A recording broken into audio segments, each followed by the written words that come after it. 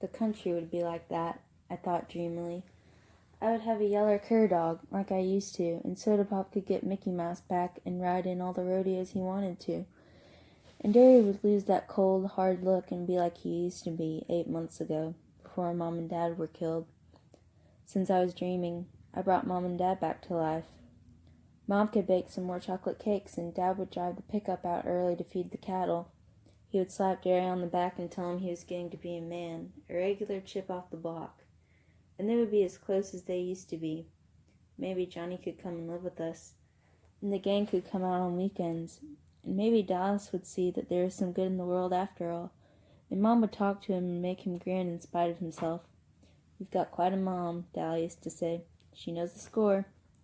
She could talk to Dallas and kept him from getting into a lot of trouble. My mother was golden and beautiful. "Ponyboy," Johnny was shaking me. "Hey, Pony, wake up." I sat up, shivering. The stars had moved. "Glory, what time is it?" "I don't know. I went to sleep too. Listening to you rattle on and on. You'd better get home. I think I'll stay all night out here." Johnny's parents didn't care if he came home or not. "Okay," I yawned. Gosh, but it was cold. "If you get cold or something, come on over to our house." "Okay." I ran home, trembling at the thought of facing Derry. The porch light was on.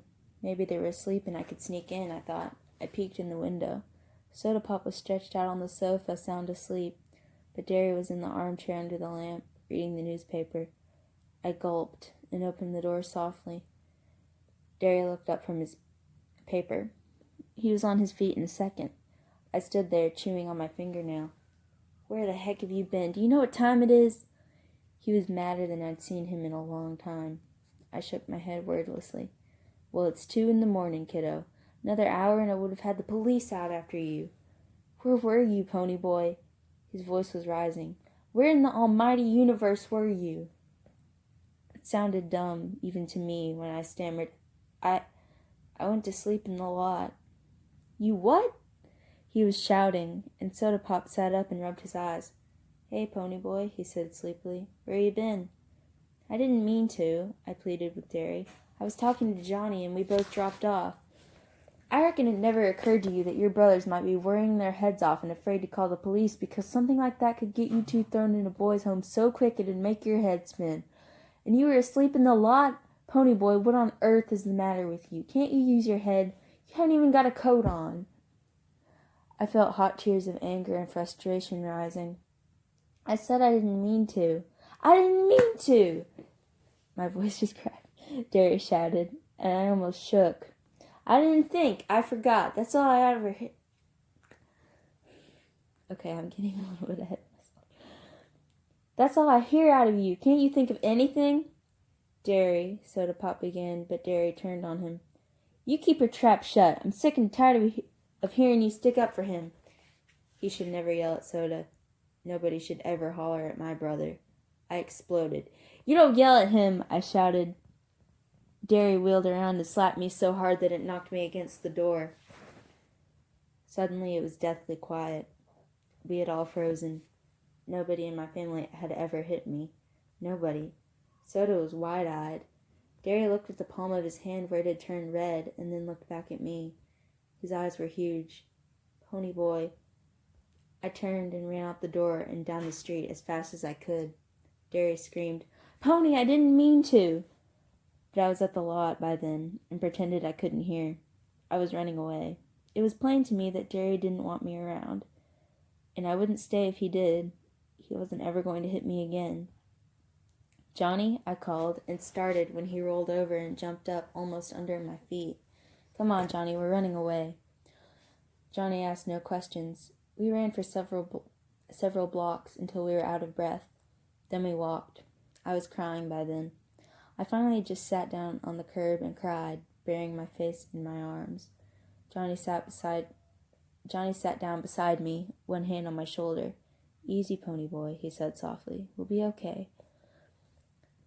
I finally calmed down and wiped my eyes on my bare arm. My breath was coming in quivering sobs. "Got a cigarette?" He handed me one and struck a match. "Johnny, I'm scared." Well, don't be. You're scaring me. What happened? I never seen you bawl like that. I don't very often. It was Derry. He hit me. I don't know what happened. I couldn't take him hollering at me and hitting me too. I don't know.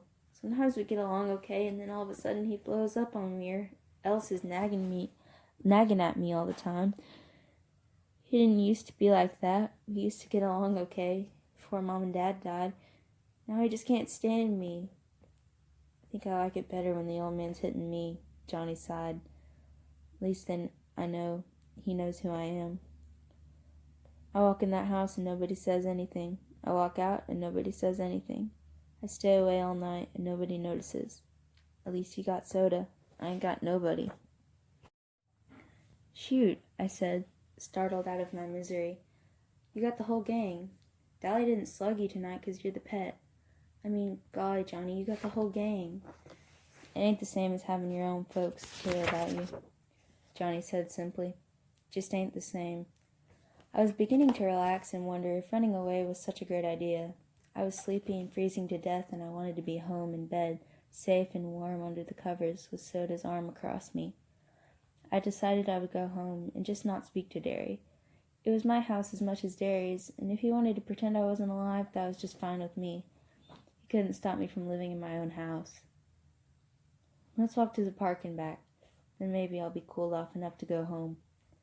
Okay, Johnny said easily. Okay. Things gotta get better, I figured. They couldn't get worse. I was wrong.